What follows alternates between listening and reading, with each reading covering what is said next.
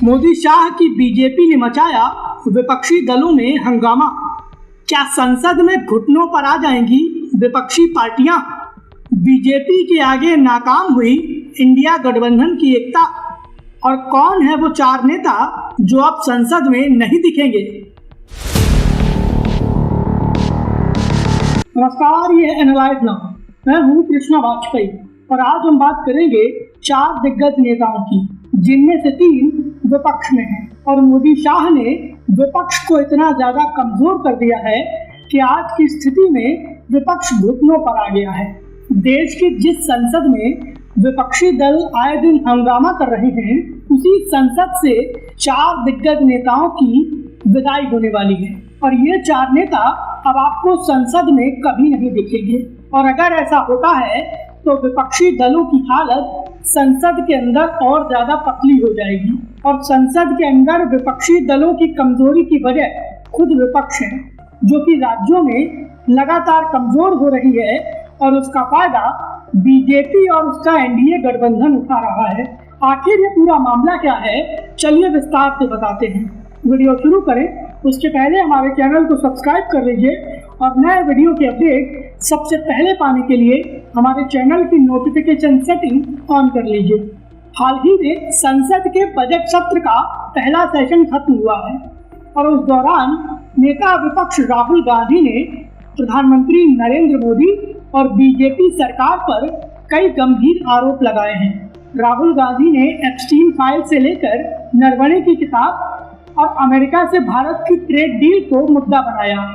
इसके चलते बजट सत्र के दौरान खूब हंगामा देखने को मिला और एक बार तो ऐसा भी लगा कि शायद राहुल गांधी अब मोदी सरकार को बैकफुट पर घसीट रहे हैं।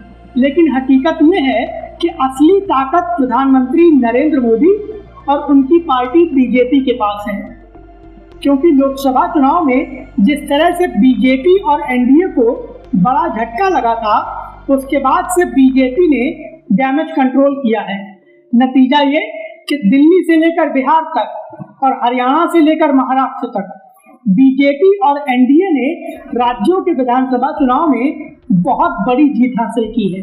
नतीजा ये कि इन सभी राज्यों में विपक्ष पूरी तरीके से सिकुड़ गया है और राज्यों में विपक्ष के कमजोर होने की वजह से अब सीधा असर राज्यसभा के सांसदों पर पड़ेगा।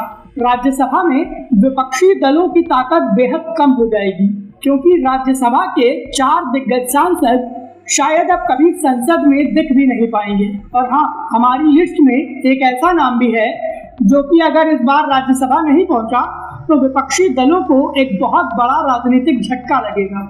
इस नेता के बारे में जानने के लिए हमारा वीडियो पूरा देखिएगा। तो चलिए अब इन नेताओं के बारे में विस्तार से बात करते हैं। संसद में जो 4 सांसद नहीं दिखेंगे, उन नेताओं की लिस्ट में पहला नाम देश के पूर्व चीफ जस्टिस और राज्यसभा सांसद रंजन गोगोई का है, जिन्होंने राम मंदिर विवाद में हिंदुओं के हक में फैसला सुनाया था। मोदी सरकार ने उन्हें राज्यसभा के लिए मनोनीत किया था और उनका 6 साल का कार्यकाल खत्म हो गया है और मोदी सरकार उनको दोबारा मनोनीत करेगी, ये संभावनाएं बिल्कुल नामुमकिन हैं। और इसीलिए ये कहा जा रहा है कि अब रंजन गोगोई राज्यसभा में कभी नहीं दिखेंगे। हालांकि एक बात ये भी है कि उनके राज्यसभा में होने या ना होने से विपक्षी दलों की सेहत पर कोई खास फर्क नहीं पड़ता है। लेकिन अन्य जो 3 नाम हैं वो घोर बीजेपी विरोधी हैं और अगर ये 3 नाम राज्यसभा में नहीं पहुंचेंगे तो विपक्ष को तगड़ा झटका लगेगा।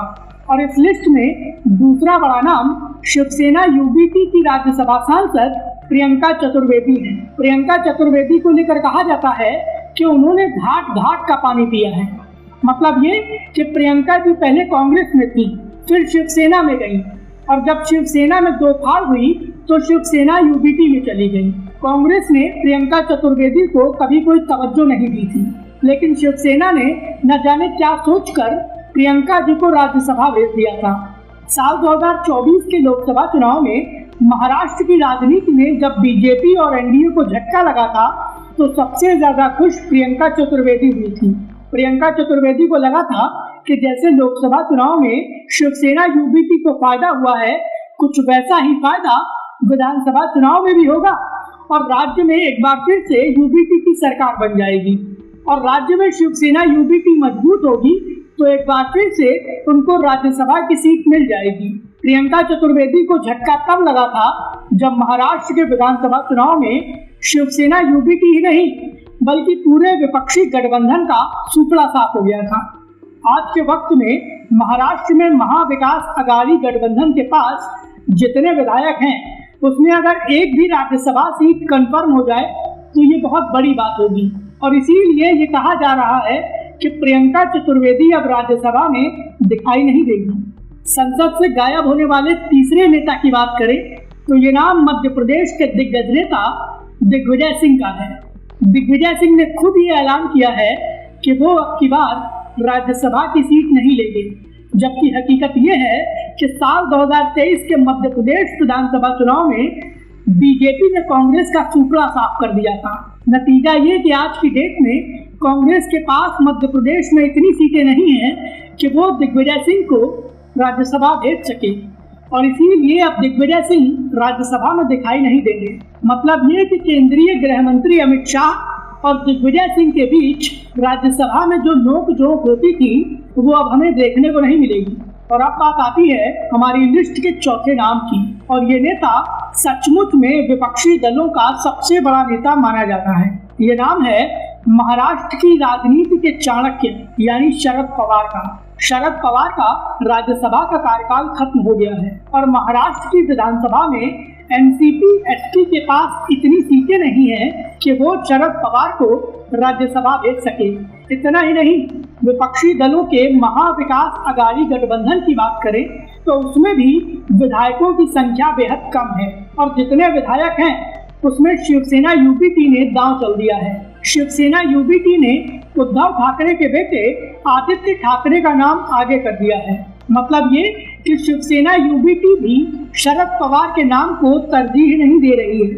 अब ये देखना होगा कि क्या कांग्रेस किसी अन्य राज्य से शरद पवार की राज्यसभा में एंट्री कराती है या नहीं, और अगर शरद पवार राज्यसभा नहीं जाते हैं तो निश्चित तौर पर विपक्षी दलों की एकता को राज्यसभा के अंदर एक बड़ा झटका लगेगा और विपक्षी दलों के लिए लगने वाला ये झटका बीजेपी के लिए एक पॉजिटिव खबर होगी।